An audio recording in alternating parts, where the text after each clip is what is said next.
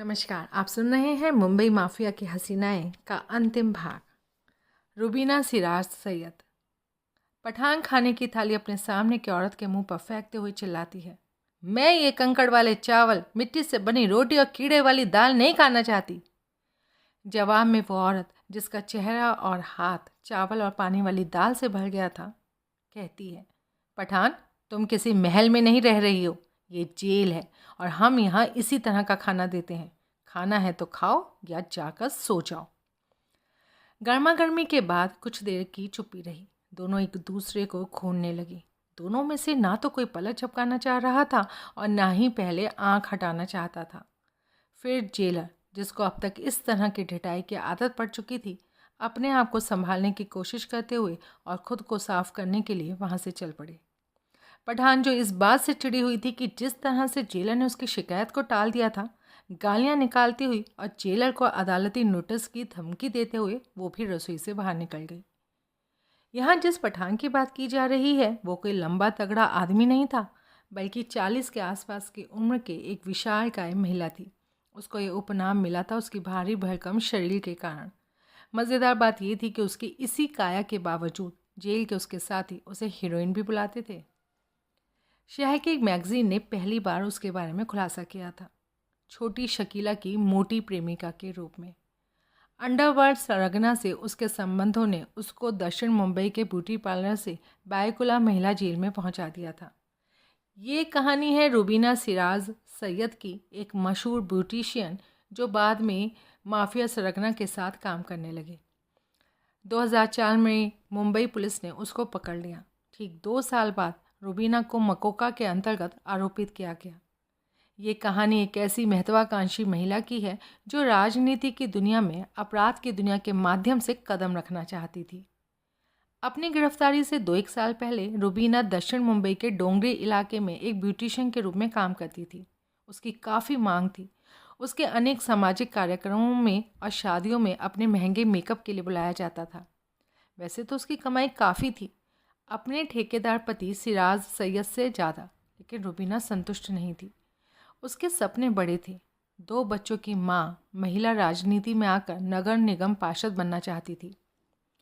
इस सब की शुरुआत हुई 2002 में, जब रुबीना का बहनोई ओबेद सैयद, जो शकील के लिए काम करता था, हत्या के एक मामले में गिरफ्तार हुआ और उसे आर्थर रोड जेल में बंद कर दिया गया। वो उससे मिलने कभी कभार अदालत और जेल में जाती थी। ओबेद ने रुबीना से कहा कि शकील तक उसका संदेश पहुंचा दे। वो तैयार हो गई। बातचीत की अपनी शैली से रुबीना शकील को प्रभावित करने में कामयाब रही। उससे प्रभावित होकर शकील ने उससे अपने गिरोह में शामिल हो जाने के लिए कहा। उसके लिए ये इतना बड़ा प्रस्ताव था कि वो मना नहीं कर सके। उसको ये लगा कि अंडरवर्ल्ड में आने से उसके निगम चुनाव लड़ने और पार्षद बनने की संभावना बढ़ जाएगी। इसलिए वो उसके गिरोह के लिए लगभग उसी वक्त से काम करने के लिए तैयार हो गई और उसको जो भी काम दिया जाने लगा वो करने लगी। वो शकील के साथ ही फ़हीम मचमच से दिशा निर्देश लिया करती थी, वकीलों के साथ कॉन्टैक्ट बनाती थी, दक्षिण मुंबई से जोगेश्वरी के बीच काम करने वाले गैंग के सभी सदस्यों के आर्थिक मामलों को देखती थी और जेल में बंद शकील के गुर्गों की ज़रूरत का ध्यान रखती थी। कुछ ही महीनों में रुबीना की जीवन शैली ज़बरदस्त ढंग से बदल गई। वो पहले से अधिक उच्चतर की हो गई। वो 2 पहिया गाड़ी से उठकर 4 पहिया गाड़ी में चलने लगी। ब्यूटिशियन से माफिया गिरोह की कुख्यात हीरोइन हो गई। रुबीना अच्छी इंग्लिश बोलती थी, तकनीक के मामले में तेज़ थी, इसलिए जब पुलिस टेक्नोलॉजी के माध्यम से उसके ऊपर नज़र रखना चाहती थी तो वो उससे बच निकलती थी। अपराध शाखा को उसकी गतिविधियों के बारे में 1 साल के बाद पता चला, जब शकील का एक आदमी उदय पवार उर्फ पंकज उसके संपर्क में आया। कुछ सालों से पंकज एक फिल्म वितरक से 50 लाख रुपए की मांग कर रहा था और इसके लिए उसको धमकियां दे रहा था। जब वो डिस्ट्रीब्यूटर 10 लाख रुपए देने के लिए तैयार हो गया तो पंकज ने रुबीना को इस बारे में बताने के लिए फ़ोन किया। संयोग से पुलिस इस बातचीत को सुन रही थी। पुलिस ने तुरंत रुबीना की गतिविधियों और उसके फ़ोन पर नज़र रखना शुरू कर दिया और इस प्रक्रिया में उसने फ़हीम मचमच और शकील के साथ उसकी 26 बातचीत रिकॉर्ड की। 4 महीने तक उसकी गतिविधियों पर नज़र रखने के बाद अपराध शाखा ने 2004 में आखिरकार उसको गिरफ्तार कर लिया। पुलिस के अनुसार वो शकील के गिरोह से जुड़े 25 परिवारों को देखा करती थी और अदालती खर्चों के अलावा वो उनके बीच हर महीने 1.5 लाख रुपए बांटती थी। मकोका अदालत ने उसके ऊपर मकोका के अंतर्गत और षड्यंत्र का मुकदमा दर्ज किया और उसको 23 मार्च 2006 को 5 साल की सश्रम सज़ा सुनाई। उसका मुकदमा वकील शाहिद आज़मी ने लड़ा, जो बरसों बाद 2010 में छोटा राजन गिरोह के एक पूर्व शूटर की गोलियों का निशाना बना। जेल में रहने के दौरान रुबीना का घमंड और बढ़ता ही गया। जेल अधिकारियों को इस बात की शिकायत जेल कर्मियों से लगातार मिलती रही कि रुबीना उनकी पिटाई कर देती थी। इनमें से सबसे प्रमुख एक केस था जब रुबीना ने सेल में साथ रहने वाली गेटवे ऑफ इंडिया विस्फोट के आरोपी फहमीदा सैयद के साथ गुजरात के बेस्ट बेकरी केस की जाहिरा शेख के ऊपर हमला कर दिया था। इसके बाद जेल अधिकारियों ने रुबीना को सज़ा सुनाते हुए उसको ऊपर जेल कैंटीन से कूपन खरीदने पर रोक लगा दी, जिसके माध्यम से कैदियों की पहुंच साबुन, बिस्किट, टूथपेस्ट और काजू बादाम जैसी चीज़ों तक हो जाती है। आज रुबीना सैयद जेल में 5 साल की सज़ा काटने के बाद से एक स्वतंत्र महिला है, लेकिन जेल के पीछे बिताए गए उसके सालों ने उसको फिर से वहीं लाकर खड़ा कर दिया है जहां वो अपराध की दुनिया में जुड़ने से पहले थी। उसने अपने पति सिराज को हाल में ही खो दिया। वो फिर से 2 व्हीलर पर चलने लगी है और ऐसा कुछ भी नहीं है जिससे वो अपनी आजीविका कह सके। उसका पार्लर तो कई साल पहले ही बंद हो गया था। उसके राजनीतिक सपने भी पूरे नहीं हो सके। एक समय की ब्यूटिशियन और शकील की सहयोगी अब अंडरवर्ल्ड की पसंदीदा पठानी हीरोइन नहीं रह गई है। अब तो उसको एस्ट्रा के रूप में काम ढूंढने के लिए भी बहुत मशक्क़त करनी पड़ेगी। नेक्स्ट चैप्टर, सम्मोहक सुंदरियाँ। केवल बॉलीवुड की सुंदरियाँ और सुपर मॉडल्स ही अपनी ज़बरदस्त सुंदरता से लाखों रुपए नहीं कमाती। कभी कभी रामलीला में नाचने वाली और बार डांसर्स भी होती हैं जो अपनी सुंदरता और जोड़ तोड़ करने की काबिलियत की बदौलत अपना भाग्य चमकाती हैं। इन औरतों को किसी सरगना की बीवी होने का लाभ नहीं मिलता, ना ही वे माफिया सरदारों की प्रेमिकाएं होती हैं, लेकिन सैकड़ों लोगों को अपनी तरफ खींचने की अपनी अंदरूनी ताकत की बदौलत ये सम्मोहक औरतें अनेक लोगों को अपने जाल में फंसाने में कामयाब रहती हैं, क्योंकि वो झूठ बोलती हैं, धोखाधड़ी करती हैं और अनेक खतरनाक अपराधों को अंजाम देती हैं। वैसे तो इस सांचे में अनेक औरतें आ सकती थीं, लेकिन हमने 2 असाधारण रूप से कुख्यात औरतों पर इसे केंद्रित रखा है, जिन्होंने अपने व्यक्तित्व और करिश्मे का अपराध के हथियार के तौर पर इस्तेमाल किया।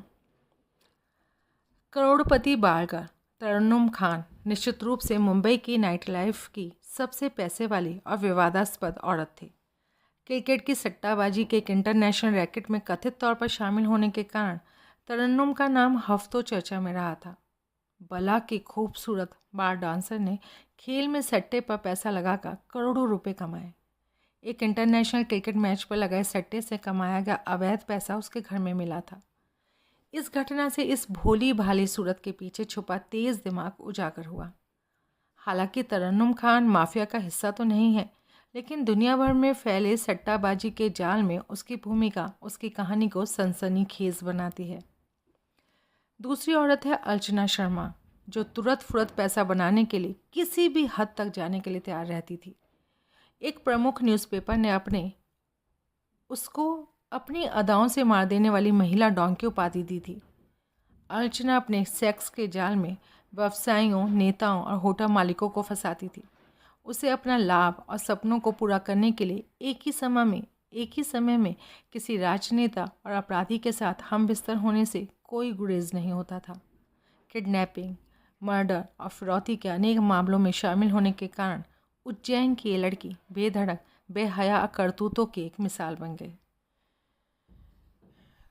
तो यहाँ पे ये हनी ट्रैप के बारे में बातें हो रही हैं।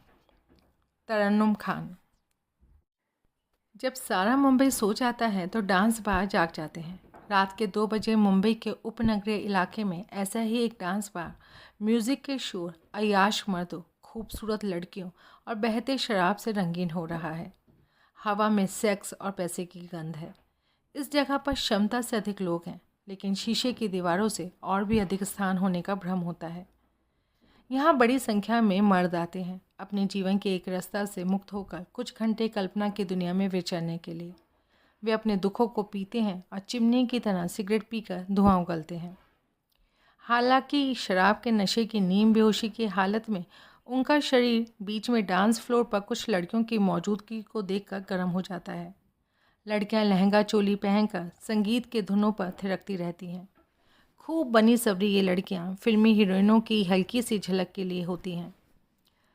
सबकी आंखें उनके ऊपर लगी होती हैं और वो अपने आका के गुलामों की तरह नाचती हैं। हालांकि उसके आका साधारण लोग नहीं होते, उनमें खूब पैसे वाले व्यवसायी, हीरा व्यापारी, अपराधी, उद्योगपति और मशहूर हस्तियां होती हैं, जो कुछ पलों के उस नज़ारे के लिए अपना बहुत कुछ लुटाने के लिए तैयार रहते हैं। कुछ डांसर्स इन बेइंता अमीरों में से अपना शिकार पहले से ही चुनकर रखती हैं और डांस फ्लोर पर झूमते हुए उनकी तरफ देखकर इशारे करती रहती हैं। हर गाने के बाद उनकी अदाएं और बेबाक होती जाती हैं। बदले में उनके चाहने वाले 100-100 रुपये के नोटों की माला लेकर उनके पास पहुंचने लगते हैं। लड़की आगे झुकती है लेकिन फ्लोर के अंदर ही रहती है। जब उनको माला पहनाती जाती है तब वो अपने हल्के मुलायम बालों से अपने चाहने वालों के बदन को छू भर देती है। वो उसके ऊपर पैसा लुटाकर अपनी खुशी जाहिर करता है। कुछ ने अपनी कल्पना का चुनाव पहले ही कर लिया होता है, जबकि कुछ अब भी अपने नोटों के बंडल को संभाले रहते हैं। मुंबई की भाषा में बड़ा माल अभी बाकी है। आधे घंटे बाद अचानक लोकप्रिय बॉलीवुड गाना कचरारे की धुन बज उठती है। रोशनी धीमी हो जाती है और अचानक एक लड़की चमकती हुई गुलाबी साड़ी और तंग ब्लाउज पहने फ्लोर पर आ जाती है। अपनी अदाओं से वो सबका ध्यान अपनी तरफ खींचने में कामयाब रहती है। बाकी लड़कियां उसके सामने अब एक्स्ट्रा नज़र आती हैं। भीड़ में एक शोर सा उठता है।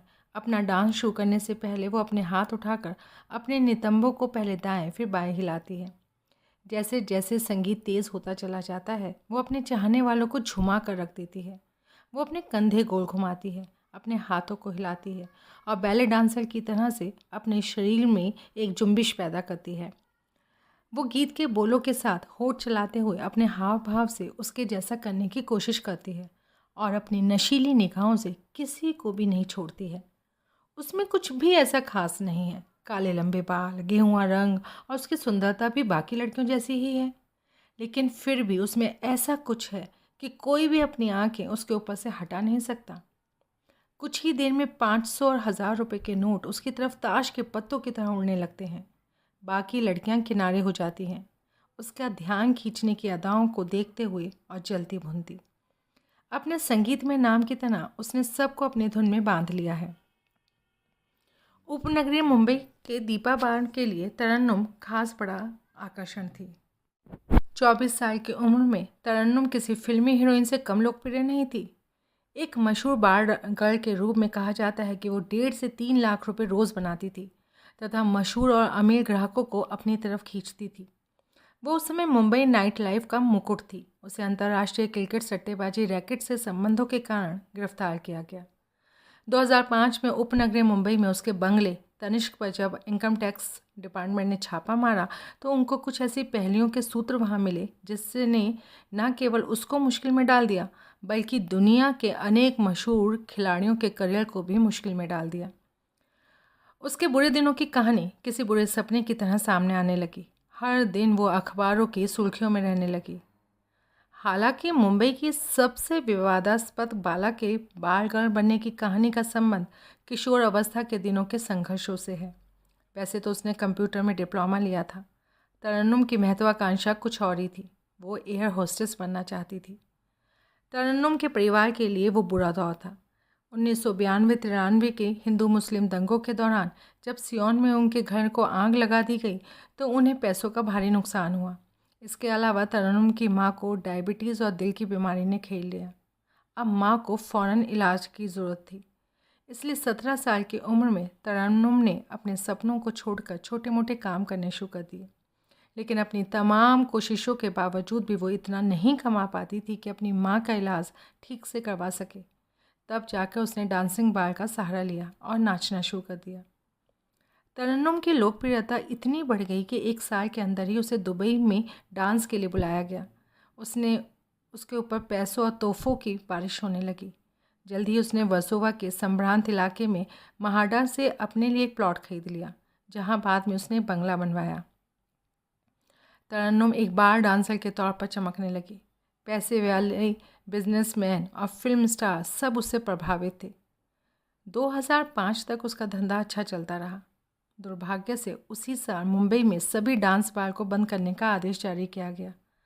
तत्कालीन गृह मंत्री आर पाटिल ने राज्य में सभी डांस बार को प्रतिबंधित कर दिया। इसे समाज के लिए हानिकर बताते हुए उन्होंने सभी डांस बार मालिकों के लिए ये आदेश जारी किया कि वो 15 अगस्त तक अपना धंधा बंद कर लें। श्री पाटिल के इस आदेश से डांस बार में नाचने वाली अनेक लड़की अपनी आजीविकाओं के लिए दूसरे जरियों की तलाश करने लगी। अधिकतर ने पड़ोसी राज्यों गोवा, आंध्र प्रदेश और कर्नाटक के आकर्षक विकल्प को चुना और कुछ ने वैश्यावृत्ति की राह अपनाई। हालांकि दीपा बाई की तरन्नुम, जो 7 से भी अधिक सालों से ग्राहकों का मनोरंजन कर रही थी और जिसको खूब पैसे कमाने की आदत पड़ चुकी थी, उसने क्रिकेट की सट्टेबाजी को विकल्प के तौर पर चुना। उसके ग्राहकों में कुछ सट्टेबाज भी थे और उनकी मदद से उसने गंभीरता से सट्टेबाजी के धंधे को अपनाया और देखते ही देखते उसकी कमाई 3 गुनी हो गई। 29 अगस्त 2005 को इनकम टैक्स डिपार्टमेंट के अधिकारियों ने तरन्नुम के बंगले पर इसलिए छापा मारा क्योंकि उनको पता चला कि उसने इनकम टैक्स डिपार्टमेंट में 4 साल से अपना रिटर्न नहीं भरा था। संयोग से प्रॉपर्टी टैक्स ना भरने के कारण महाडा भी उसको नोटिस जारी करने वाला था। उस छापे के दौरान आयकर विभाग को उसके बंगले से 22 लाख रुपए नकद और 8 लाख रुपए के बराबर के गहने, जो आज 1.25 करोड़ के बैठते हैं, मिले। तरन्नुम ने दावा किया कि उसने इनकम टैक्स रिटर्न इसलिए जमा नहीं किया क्योंकि उसके चार्टर्ड अकाउंटेंट ने उसे गुमराह किया। उसकी मुश्किलें यहीं नहीं ख़त्म हुई। आगे की जांच में आयकर अधिकारियों को आश्चर्य हुआ कि उसके पास से कुछ कुख्यात सट्टेबाजों और श्रीलंका के क्रिकेट खिलाड़ी का फ़ोन नंबर भी है। मामले को तत्काल मुंबई पुलिस को सौंप दिया गया और वो इस बात की जांच करें कि तरन्नुम का कोई संबंध सटोरियों से तो नहीं था। जांच के दौरान कई नाम उभर कर आए, जिनमें सट्टेबाजी से फिल्म निर्माता बने जगदीश सोधा, शोभन मेहता, प्रदीप कुमार और मिलिंद धीरज नंदू उर्फ डीजे जैसे सट्टेबाज थे। पुलिस को इस बात को एक काफ़ी सबूत मिले कि उसने 20 अगस्त 2005 को ऑस्ट्रेलिया इंग्लैंड मैच पर सट्टा लगाया था, जिसके लिए उसको करीब 20 से 30 लाख रुपए मिलने वाले थे। मामला तब और सनसनीखेज हो गया जब फिल्म अभिनेता आदित्य पंचोली और श्रीलंका के खिलाड़ी मुथैया मुरलीधरन का नाम जांच के दौरान उभर कर आया। इस तरह की खबरें आई कि मुरलीधरन जब मुंबई में एक मैच खेल रहा था तो आदित्य पंचोली उसको बाहर लेकर गया था और उसने उसको तरन्नुम खान से मिलवाया था। इस तरह की अफवाहें थी कि तरन्नुम ने मुरलीधरन के सट्टेबाजी से कमाए गए अवैध पैसे अपने घर पर रखे थे। आदित्य और मुरलीधरन दोनों ने बाहर जाने की बात तो मान ली, लेकिन दोनों ने इस आरोप का खंडन किया कि उनका तरन्नुम से कोई संबंध था या दोनों क्रिकेट सट्टेबाजी में शामिल थे। पुलिस ने बाद में उनके नाम केस से हटा दिए। इस बीच तरन्नुम के कुख्यात अतीत को लेकर परस्पर विरोधी बातें आने लगीं। एक ये कि उसका संबंध अंडरवर्ल्ड से था, दूसरा ये कि वो जिस्म फरोशी के धंधे में शामिल थी। एक बातचीत में तरन्नुम ने, जो उस समय तक मीडिया से दूर ही रहती थी, क्रिकेट खिलाड़ियों के साथ किसी तरह के संबंध की बात का खंडन किया। उस बातचीत का एक अंश जो मुंबई मिरर में प्रकाशित भी हुआ था, जबकि तरन्नुम क्रिकेट सट्टेबाजी में शामिल होने को लेकर एकदम शर्मिंदा नहीं थी। उसने खुलकर इस बात का खंडन किया कि वो किसी क्रिकेट खिलाड़ी को जानती थी। मैं सट्टा लगाती हूँ, लेकिन मैं क्रिकेट खिलाड़ियों को नहीं जानती हूँ, उसने कहा। उसने साफ साफ कहा कि क्रिकेट की सट्टेबाजी में वो पिछले 6 महीने से ही है और ये दावा किया कि इनकम टैक्स डिपार्टमेंट ने उसके वर्सोवा वाले बंगले से जो 22 लाख रुपए जब्त किए थे वो उसके अपने थे, किसी क्रिकेट खिलाड़ी के नहीं। उसने ये भी माना कि वो सट्टेबाज से फिल्म निर्माता बने जगदीश सोधा को जानती थी, जिसने एक और सट्टेबाज शोभन मेहता के साथ कथित तौर पर क्रिकेट खिलाड़ी के पैसे उसके पास पहुंचाए थे। सोधा पर मुंबई पुलिस ने ये आरोप लगाया था कि उसने क्रिकेटर को सितंबर 2004 में 8 लाख रुपए आईसीसी नॉकआउट मैच फिक्स करने के लिए दिए थे, जो इंग्लैंड में खेला गया था। मैं सोधा को अच्छी से जानती हूँ, लेकिन शोभन मेहता को नहीं जानती। मैंने क्रिकेट पर सट्टा लगाना 6 महीने पहले ही शुरू किया और केवल एक सट्टेबाज डीजे के साथ सट्टा लगाया। मैं बस 15 से 25 हज़ार रुपये का सट्टा लगाती थी। उसने ये बात बहुत अच्छी इंग्लिश में कहा। उसने कहा कि उसे नहीं लगा कि किसी खेल पर सट्टा लगाना गैर कानूनी है। केवल सटोरे ही कानून को तोड़ते हैं? उसने पूछा। उसने दावा किया कि वर्सोवा का वो बंगला जिसमें वो रहती है उसकी मेहनत की कमाई से बनवाया गया है। मैंने ये बंगला महाडा से 27 लाख रुपए में तब खरीदा था जब ये सुनसान इलाका था। आप चाहें तो महाडा के कागजातों में इसकी जांच कर सकते हैं। सट्टेबाज और क्रिकेटर मुझे क्या तोहफे में देंगे? नकदी भी मेरी है जो मैंने 7 से 8 सालों में बचाई है। ये किसी सट्टेबाज या किसी बदसूरत क्रिकेट खिलाड़ी का नहीं है। उसने बहुत ढिठाई से जवाब दिया था। जब उससे ये पूछा गया कि उसने इतने पैसे कैसे जमा कर लिए जबकि वो तो एक बार डांसर थी, तो उसने बताया, मेरे ग्राहक पैसे वाले थे। मेरे यहाँ आने वाले सारे ग्राहक विदेशी कंपनियों में काम करते थे। ठुमके तो कोई भी बार गर्ल लगा सकती है, लेकिन मेरे यहाँ रेगुलर आने वाले ग्राहक जानते थे मैं अपना ही डांस करती थी। वो मेरी प्रतिभा का इनाम देते थे, मेरी खूबसूरती के लिए पैसे नहीं देते थे। उसने अंडरवर्ल्ड के साथ अपने संबंधों का भी खंडन किया। अपराध शाखा इस बात को अच्छी तरह से जानती है कि मैं अंडरवर्ल्ड में किसी को नहीं जानती। उसने जोर देकर ये भी कहा कि वो कभी जिस्म फरोशी में शामिल नहीं रही। जिस्म फरोशी अपनी पसंद की बात है, कोई लड़की ना भी कह सकती है। इस तरह के बार में डांस करने वाली लड़कियां जहां ट्रक ड्राइवर भी आते हों वो जिस्म फरोशी के बारे में सोच सकती हैं। हमारे जैसे संभ्रांत बार में ये सब नहीं होता, उसने कहा। उसने ये उम्मीद जाहिर की कि डांस बार फिर से खुलेंगे और वो काम पर जा सकेगी। अगर वो नहीं खुले तो? मेरे जो पैसे जब्त हुए हैं अगर वो मिल जाए तो मैं अपना कोई धंधा शुरू करूँगी, उसने कहा। तरन्नुम ने बाद में टेलीविज़न पर भी इंटरव्यू दिए, लेकिन बुर्का पहनकर। तरह तरह की अफवाहें थीं। असल में तरन्नुम दिखती कैसी थी? कुछ स्थानीय अखबारों ने एक औरत की तस्वीर छापी और ये दावा किया कि यही असल में वो बाल गर्ल है। बाद में तेलुगु फिल्म एक्ट्रेस तमन्ना भाटिया ने अनेक अखबारों के खिलाफ शिकायत दर्ज करवाते हुए उनके ऊपर कार्यवाही की मांग की, क्योंकि उन्होंने उसकी फ़ोटो तरन्नुम की बताते हुए जारी की थी। आखिरकार 15 सितंबर 2005 को पुलिस ने राज्य सरकार और मीडिया के अत्यंत दबाव के चलते तरन्नुम को 2 और सटोरियों के साथ आपराधिक षड्यंत्र और जुए के आरोप में गिरफ्तार कर लिया। पहली बार पुलिस ने जुए के मामले में सूचना तकनीक अधिनियम की धाराएं लगाईं और तीनों के खिलाफ सूचना तकनीक के गलत इस्तेमाल का आरोप लगाया। तरन्नुम को अगले 2 महीने बायकुला महिला जेल में बिताने पड़े। उसके बाद नवंबर 2005 में सत्र न्यायालय ने उसको जमानत दे दी। जमानत मिलने के बाद परेशान तरन्नुम ने इस बात की शिकायत दर्ज करवाई कि उसके साथ अच्छा व्यवहार नहीं किया गया। अब लोग मेरे घर की तरफ उंगली दिखाकर कहते हैं कि ये वही घर है जहाँ बाल गर्ल रहती है। अब पूरा देश मेरे बारे में जानता है। मैं सरकार से जवाब चाहती हूँ। तब क्या होगा जब मेरे ऊपर लगाए गए सारे आरोप गलत साबित हो जाएंगे? इन सब के लिए कौन जिम्मेदार होगा? उसने एक बातचीत में कहा था। जब वो जेल में थी तो अभिनेत्री प्रीति जैन के साथ उसकी अच्छी बनने लगी, जो उसके ही सेल में रहती थी। प्रीति ने बॉलीवुड के निर्देशक मधुर भंडारकर पर यह आरोप लगाया था कि उन्होंने उसके साथ रेप किया था। वो भी उसी जेल में थी। उसके ऊपर आरोप लगाया गया था कि उसने सरगना अरुण गवली से भाड़े पर आदमी लिया था जो डायरेक्टर की हत्या कर सके। अभिनेत्री ने करीब 13 दिन उस बाल गर्ल के साथ उसके ही सेल में बिताए। उसके बाद उसको जमानत मिल गई। रिहाई के कुछ महीने बाद उसने कम बजट की एक फिल्म में मुख्य भूमिका करी। फिल्म का नाम था दीपा की तरन्नुम, जो बार डांसर के जीवन पर आधारित थी और जिसके बारे में प्रीति का कहना था कि वो जेल में उसकी सहेली की बातों पर आधारित थी।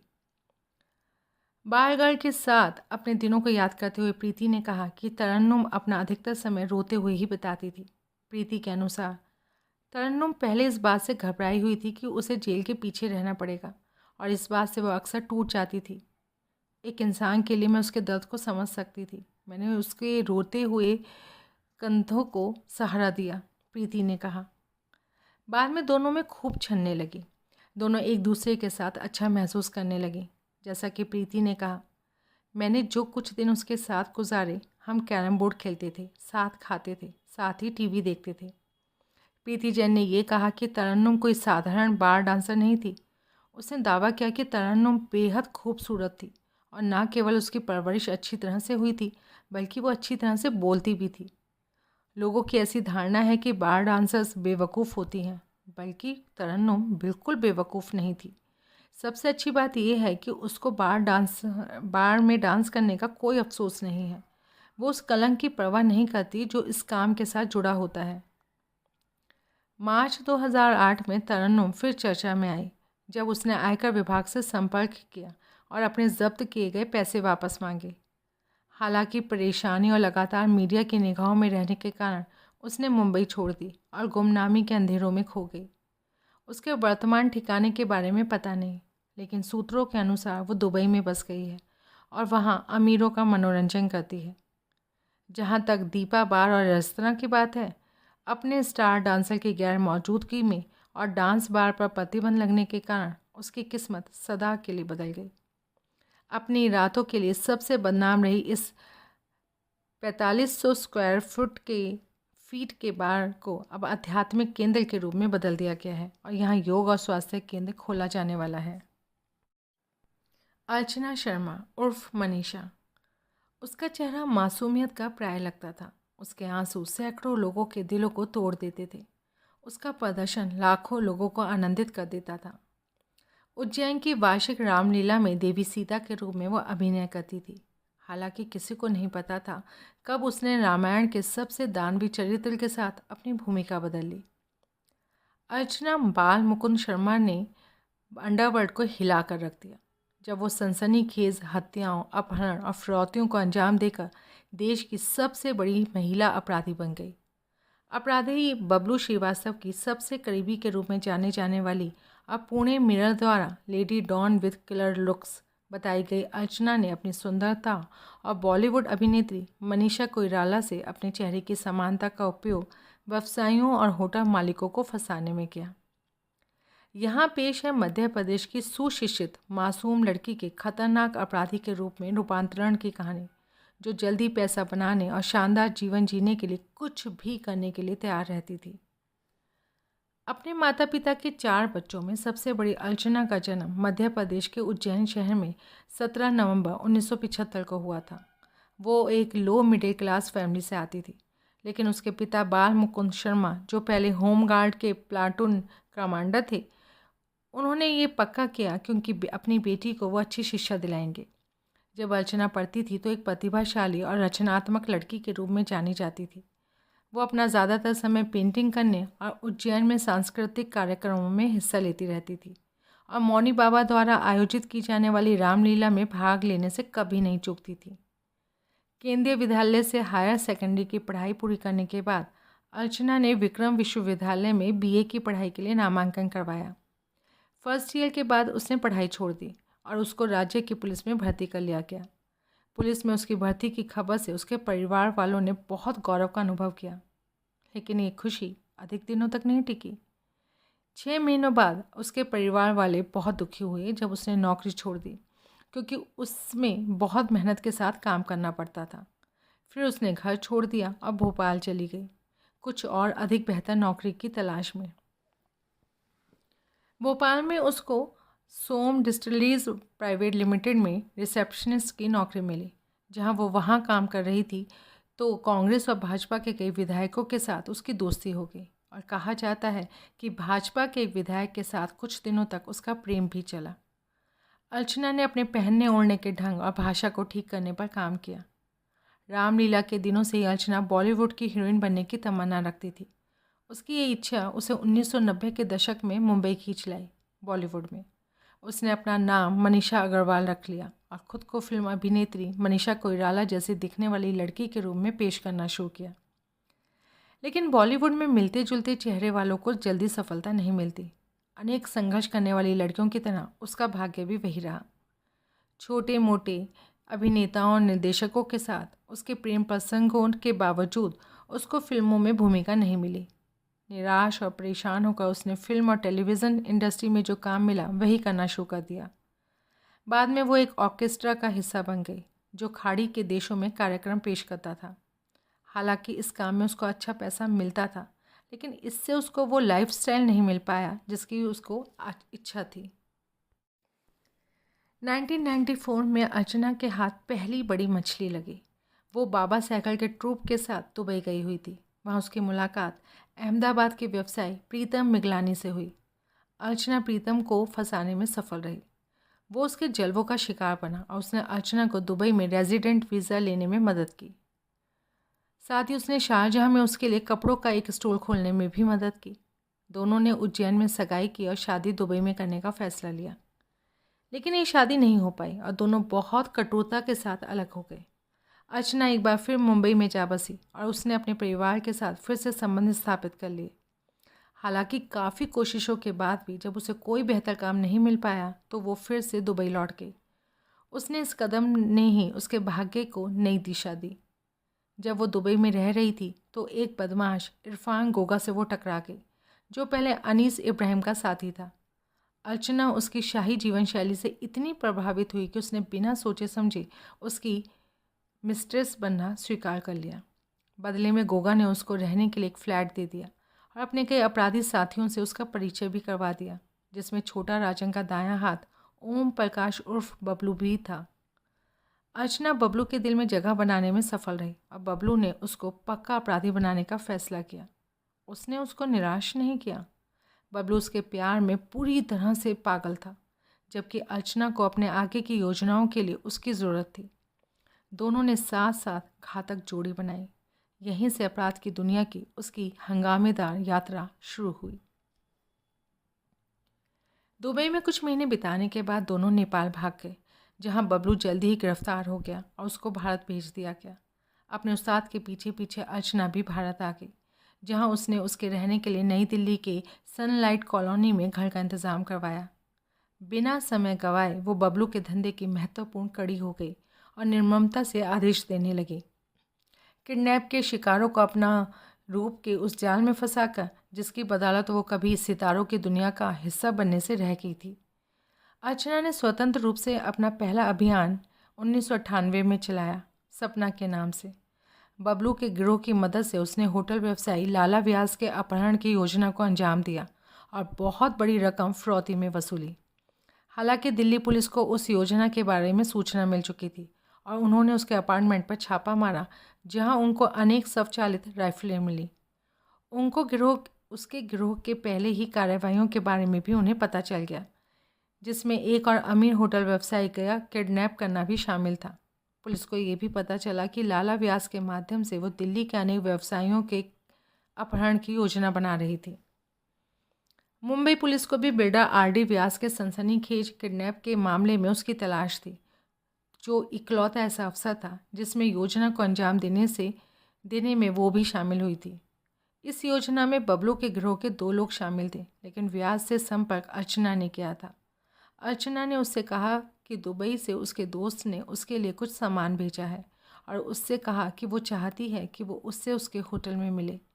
वहाँ पहुँचने के बाद उसने अपनी अभिनय क्षमता और सुंदरता के बल पर उसको समझा दिया कि सामान उसके घर पर है और उसे अपने साथ चलने के लिए कहा।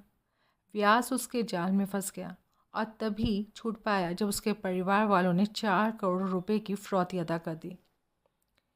अर्चना को आखिरकार गिरफ्तार किया गया। बाद में वो जमानत पर छूट गई और फिर से गायब हो गई। पुलिस ने उसके गिरोह के कुछ लोगों को गिरफ्तार कर लिया, लेकिन मैडम एक्स, जैसा कि पुलिस उसे कहती थी, उसका कुछ पता नहीं चला।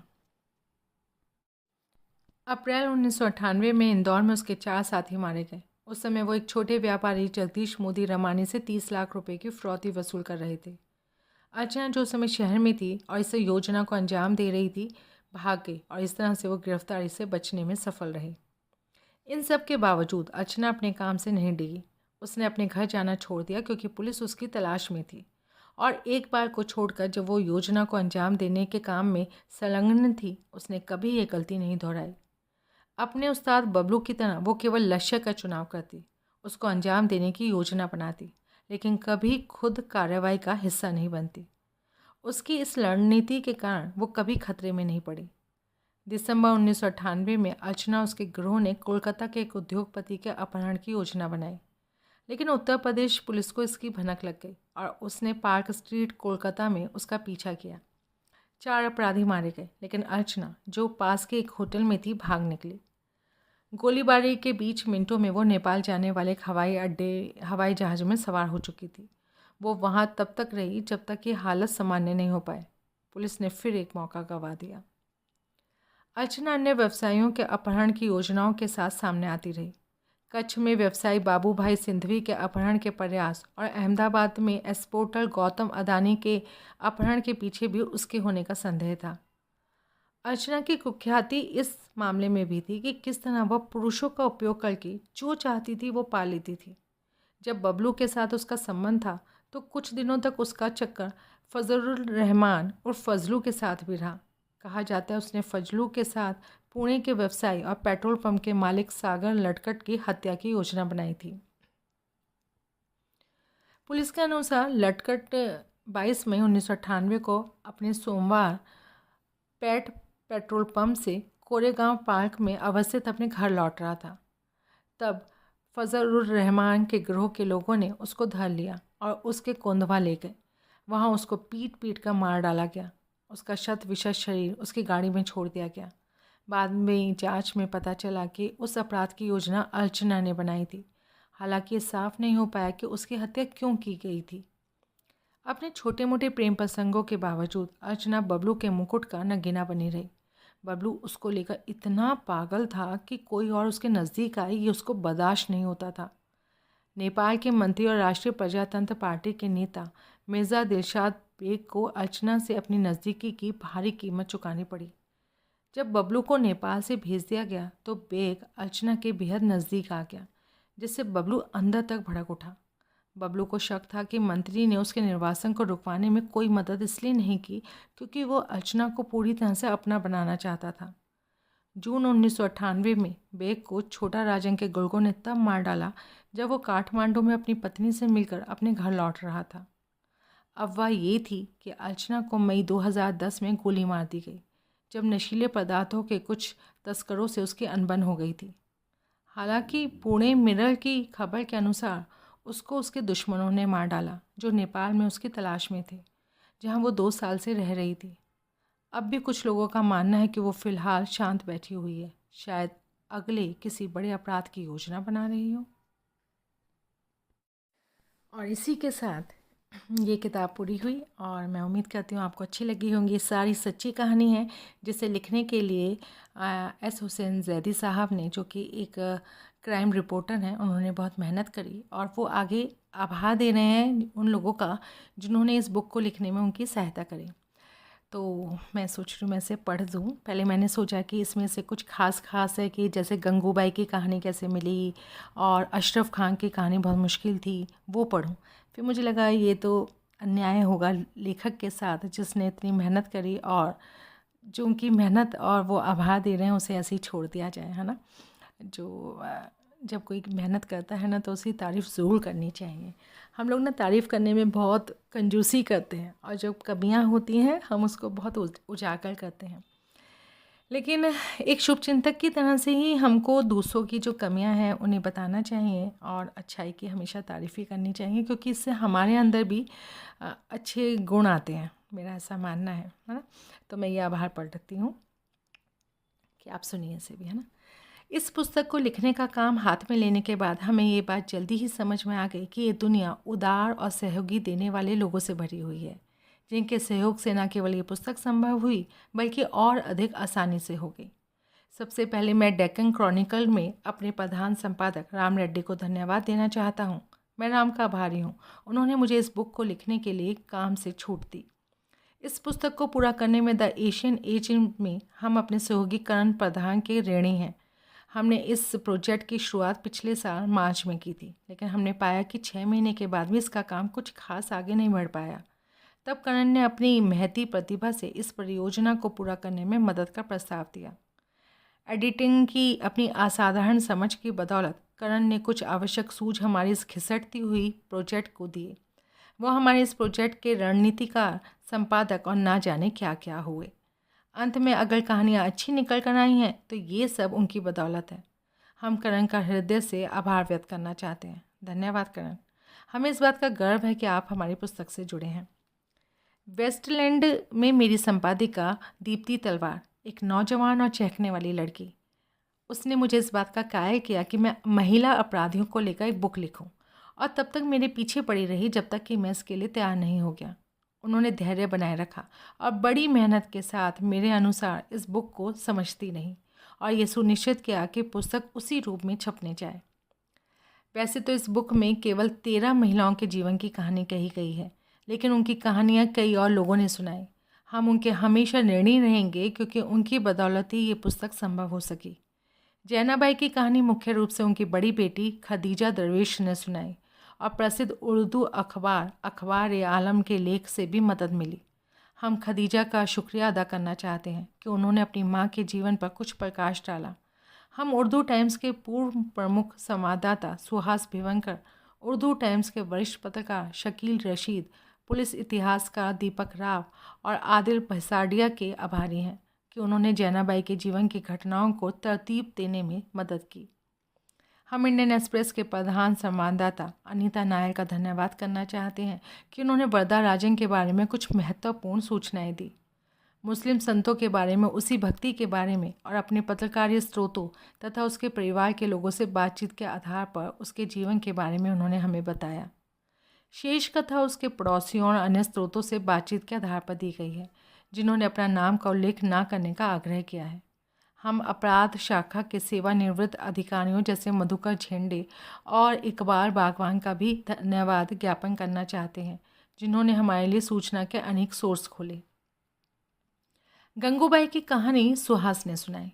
उन्होंने दक्षिण मुंबई के रेड लाइट एरिया में हमें मीलों पैदल चलाया, क्योंकि वो इतना बेचैन रहता था कि एक स्थान पर बैठकर बातें ही नहीं कर सकता था। लेकिन हम इस बात को अवश्य स्वीकार करना चाहिए कि गंगूबाई की कहानी भी थी बात करने लायक वाली।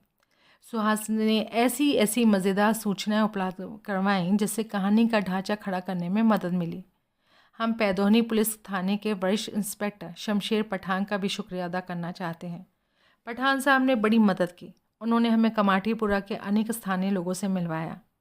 मैं अपने पुराने परिचित रफ़ीक लाला का भी शुक्रिया अदा करना चाहता हूँ, जो मुझसे बात करने के लिए तैयार हुए और जिन्होंने मुझे पठान माफिया सरदार करीम लाला और गंगूबाई के नज़दीकी रिश्तों के बारे में काफ़ी कुछ बताया। सबसे मुश्किल कहानी थी अशरफ खान उर्फ सपना दीदी की। उसकी साहस भरी कहानी का मुझे अचानक पता चल गया और इसके लिए मैं अपने दोस्त और सेक्रेट गेम्स के लेखक विक्रम चंदा का शुक्रिया अदा करना चाहता हूँ। विक्रम और मैं हुसैन शेख उर्फ उस्तरा नामक गुंडे से मिलने गए। विक्रम अपनी किताब के लिए रिसर्च कर रहा था। उसी दौरान उस्तरा खुलने लगा और सपना दीदी के बारे में बात करने लगा। चूँकि मैं नोट्स ले रहा था, इसलिए मैं उस कहानी के सूत्रों को जोड़ने में सफल रहा। विक्रम ने बाद में अपने लेख द कल्ट ऑफ ऑथेंटिसिटी में उस्तरा के साथ अपनी छोटी मुलाकात के बारे में लिखा था, जो द बॉस्टन रिव्यू में छपा। धन्यवाद विक्रम, इस मज़ेदार कहानी को अपनी किताब में इस्तेमाल करने की अनुमति देने के लिए। सपना दीदी की कहानी को अपराध शाखा के कुछ अधिकारियों और नागपाड़ा पुलिस थाने के कुछ अधिकारियों ने सही ठहराया था। उस्तरा और सपना के संबंधों के बारे में हमें आसिफ और फिरोज़ से भी पता चला। हमारी चौथी कहानी थी नशीली दवाओं की महारानी महालक्ष्मी पापामणि के बारे में। जब 1977 में मैं इंडियन एक्सप्रेस के लिए अपराध रिपोर्टिंग करता था, तो मैंने पापामणि की धौस के बारे में लिखा था।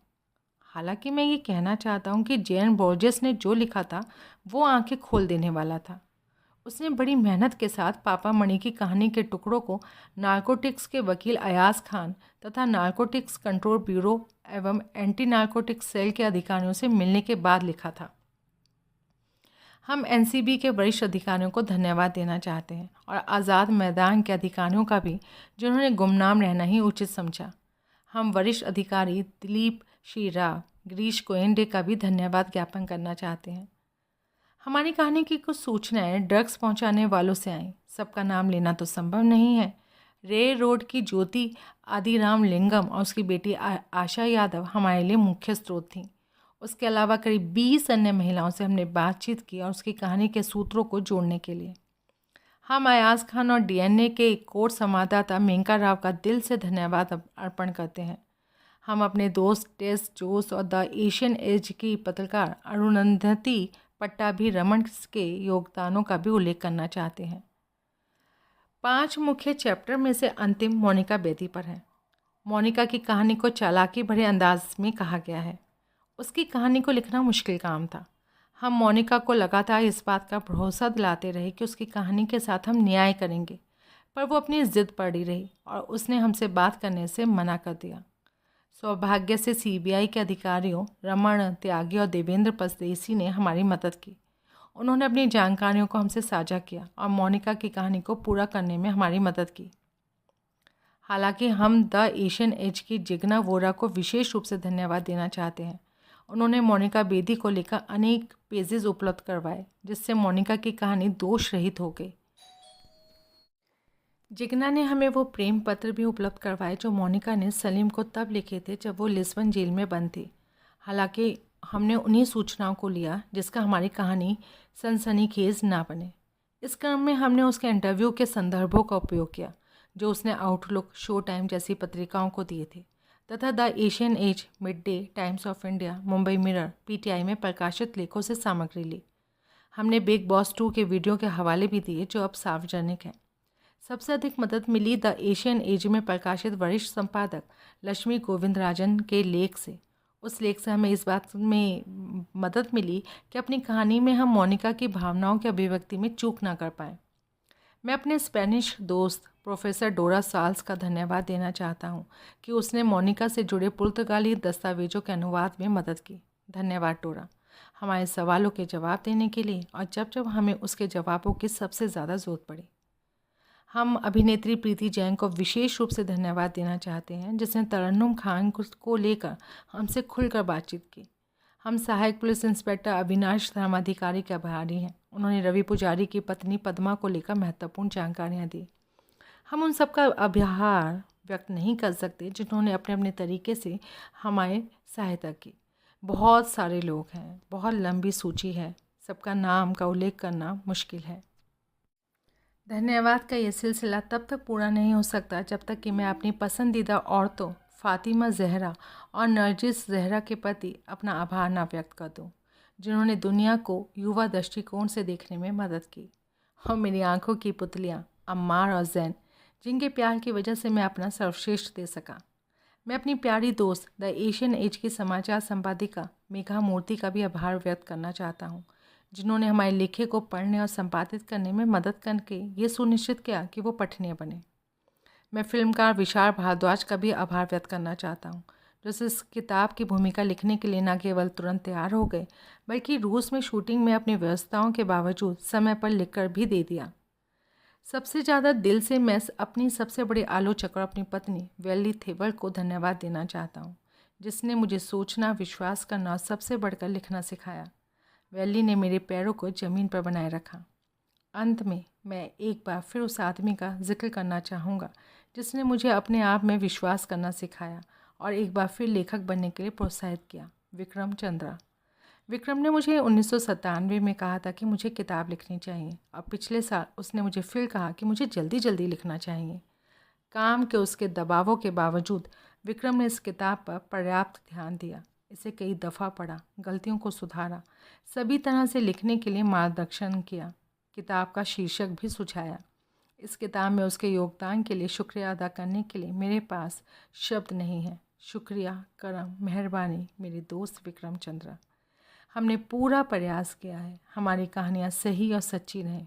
हालांकि हो सकता है कि कुछ मानवीय भूलें रह गई हों। हम ये स्वीकार करते हैं कि सारी सच्चाइयाँ उन लोगों की हैं जिनके बारे में ऊपर उल्लेख किया गया है, लेकिन सारी गलतियाँ हमारी हैं। और इसके साथ मैं भी आपसे उम्मीद करती हूँ कि मेरी जो भी गलतियाँ हैं आप उसे नज़रअंदाज करेंगे। मेरे पढ़ने में, वाचन में बहुत गलतियाँ रह जाती हैं, कई बार और कामों में जल्दबाजी में या बैकग्राउंड नॉइज़ की वजह से, जैसा कि इस समय आ रहा है, आपको डिस्टर्बेंस होता होगा, पर फिर भी आप साथ में बने रहें, सुनते हैं, इसे सराहते हैं। बहुत शुक्रिया और ऐसे ही आगे बने रहिए नई नई कहानियों के लिए। अपना बहुत ध्यान रखिएगा। मिलते हैं बहुत जल्द एक नई कहानी के साथ। नमस्कार।